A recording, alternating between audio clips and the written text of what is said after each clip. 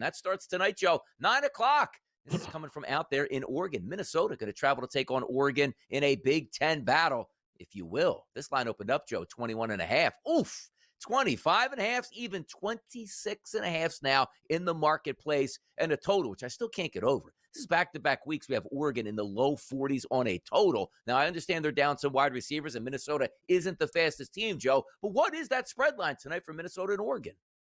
Donnie, it's spot on, right? You got Minnesota coming off a bye week, no less, taking on an Oregon team that just had a battle on their hands at Iowa and got it done late there. And you're right, banged up. 3 of their top pass catchers, probably maybe 1 out of the 3 are going to be there. But you notice that line movement like I did. It has been nothing but Oregon money all week long. And the reason that low total, Donnie, has nothing to do with whether Oregon can score points. The question is whether Minnesota can score any points, Donnie, because we've already seen Minnesota play 2 other teams on the road that don't have maybe quite the talent Oregon does. They only scored 3 points against Iowa, Donnie, and we saw what Ohio State did to them, and now they're going to go and take on Oregon. So, yes, the market is not buying letdown or anything along those lines. They are buying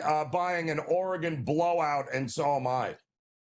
2-touchdown favorite last week, Joe, was Indiana at Penn State. They scraped by an unbelievable catch in the back of the end zone to save a win for Indiana. Now they come home and take on Wisconsin. Let's double that line and more, Joe. It's not 14.5, it's 29.5 as it sits currently right now, and a low total of 43.5. We know Wisconsin can't score that much. Indiana can. Indiana, after a scare last week, are they going to be on their P's and Q's this week with a dominant effort? Your spread line is what for this game with Indiana and Wisconsin?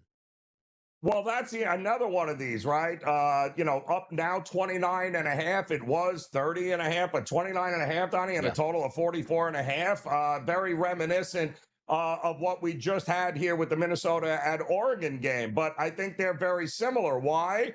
Because much like Minnesota, how is Wisconsin scoring any points here? Offensively, they're terrible. Now, they are halfway decent defensively, but we already know what happens here with Cignetti. I mean, they were lucky to get by, and all they heard all week was how lucky they were to get by on the road against Penn State. Well, now they're home, Donnie, and they're taking on a team that is not going to be able to match them offensively. This is another one that's got blowout written all over it.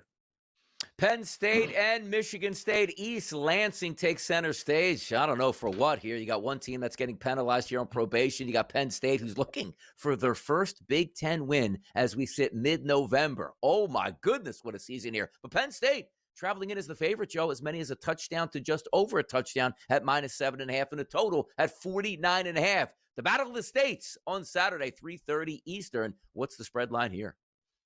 Well, yeah, what you're seeing here, Donnie, is this was 7.5 here, and now we're starting to see a lot more Michigan State money hit the board, and it makes sense here. I mean, give Penn State credit, right? Not been the season for them. They lose Drew Aller. They fire their head coach in Franklin, and they laid it all out on line. Iowa, Ohio State, Indiana last week. What does this team have left in the tank here? Because they're still winless in Big Ten play, and they've lost 6 straight games here. And now we're supposed to believe that they're going to get up to go to Michigan State and somehow, Donnie, put together this amazing effort. And while the Spartans here, we talked about it, vacated 14 wins over the last couple of years, I just don't see what Penn State is going to bring to the table here. I agree with the market move. Hurry up and get the touchdown while you can, because I think this lands under a touchdown, Donnie, by the time this game goes to kick. I am thoroughly enjoying this college football season here. It is a football Friday. It's Donnie Rightside. It's Joe Raineri. Now we bring in our coach, Terry Bowden, here, because the games are starting to say, you know what, the playoffs will eliminate you when you lose, but teams are going to be getting eliminated before we even get to the playoffs, Coach. I love this stuff. Welcome in. Welcome in. Thank you, man. I appreciate it. And it will be a weekend of elimination or contenders to see who's going to get it this week. A lot of the big games will determine that. Not just that, Bo, but who will be in the bye round? Who will get the home game? All these games come in to be big factors in things that are going to help you in postseason play. No stranger to the SEC. That's Coach Terry Bowden, an undefeated SEC team in the early 1990s. This is why we love to have Coach on the show here, because Oklahoma is going to take on Alabama, a monster game in the SEC and for the national championship picture. This line opened up earlier in the week, Coach, over a touchdown favorite for Alabama. Now we're seeing the 5.5s and the 6s in the marketplaces here. Oklahoma, great defense. Alabama in Tuscaloosa. Coach, what do we see here? Well, you know what? Alabama at home, they've got the longest FBS home winning streak going on. They remember Oklahoma took it to them last year, 24-3, but that was then. This is now two different teams. It's a one-dimensional Alabama offense against a strong defense in Oklahoma. But I think Ty Simpson, if he throws no turnovers and he's 26 touchdowns, only one interception for the year, he will be enough with their offensive passing attack to be more than what Oklahoma can score with their offense. So one touchdown difference, I like Alabama. Coach, we were just talking about it. Huge game there. Texas taking on Georgia, but Texas sitting there with 2 losses, still has A&M on the schedule. I don't think this is do or die, because I still think they can write their own ticket, winning one out of these next 2 here. But do you give them a shot here against Georgia?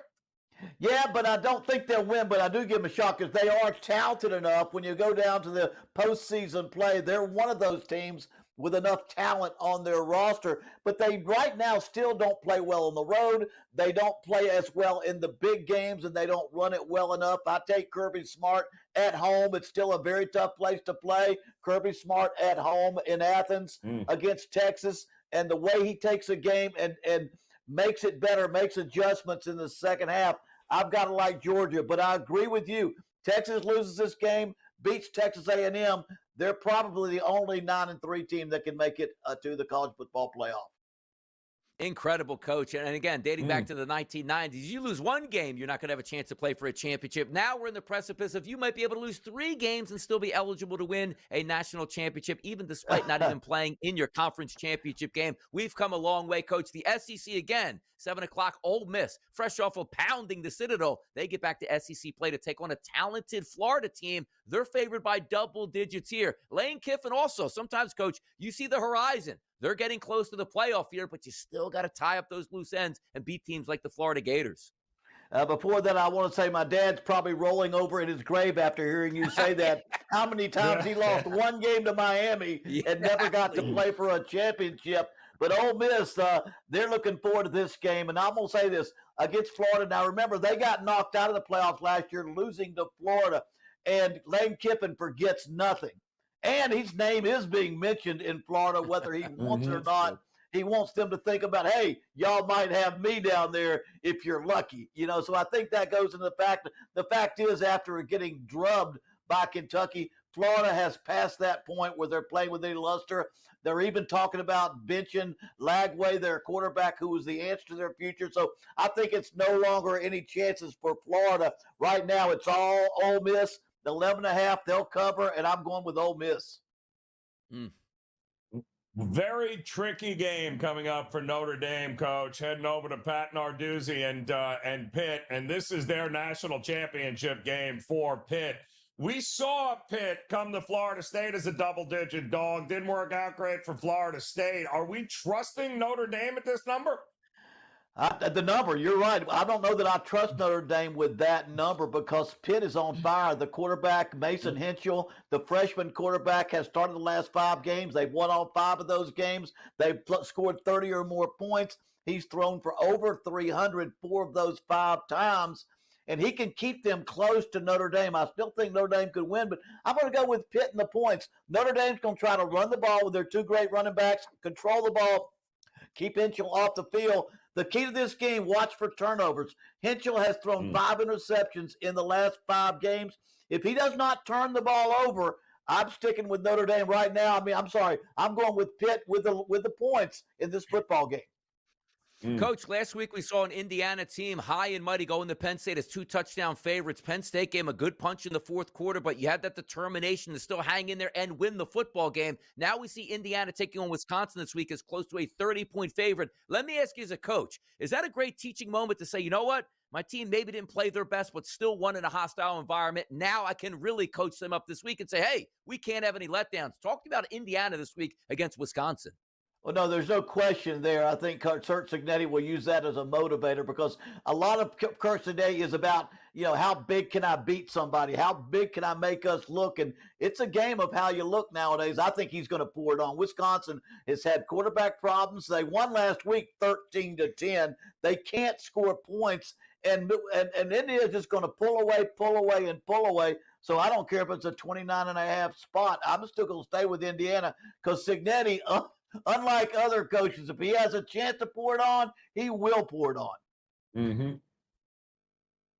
Yep, gotta love it here, Coach. So your wild card here for college football. What is your wild card team here, Coach? Maybe flying under the radar. Gosh, you got to catch me off guard right now, but the one I've got next on mine is Ohio State. Can they win by 31-5? I think they'll beat UCLA by 31-5. UCLA was 0-3, then they got a fired coach. They went 3 more wins to go 3-3, and now the luster is gone. They're 0-3 the last 3 games. They're playing badly. Nico Iamaleava was killed by Ohio State last year in every way possible. So take Ohio State, take the 31 points, and you're going to be fine. Yep. Chaos down the stretch, Coach. As we say, it's so much fun to watch these games play out because they are on paper right now, but they do get played on Saturdays, and we'll have you throughout the rest of the stretch of the regular season and into the college football playoffs. He's our coach. He's our favorite, Coach Terry Bowden. Thanks once again for joining us on a Football Friday, Coach.